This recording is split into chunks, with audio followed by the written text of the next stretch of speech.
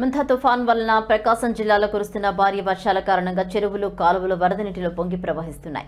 ఈ క్రమంలో కొండపి నియోజకవర్గ పరిధిలోని పొన్నలూరు సమీపంలో ఉన్న వాగును దాటుతున్న ద్విచక్ర వాహనుడు కోటయ్య వాగునీటి ప్రవాహానికి కొట్టుకుపోయి వాగులో ఉన్న ఒక చెట్టును పట్టుకుని రాత్రంతా ఆ చెట్టు దగ్గరే బిక్కుబిక్కుమంటూ ఉండిపోయాడు. ఉదయాన్నే దీన్ని గమనించిన గ్రామస్తులు పొన్నలూరు పోలీసులకు సమాచారం ఇవ్వగా దీంతో పోలీసులు గ్రామస్తులతో కలిసి తాడు సహాయంతో అతన్ని బయటకు తీసుకొచ్చారు.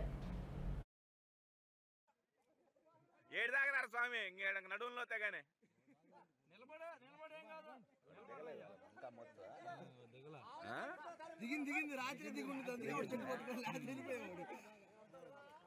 ఇంకరా జాగ్రత్తగా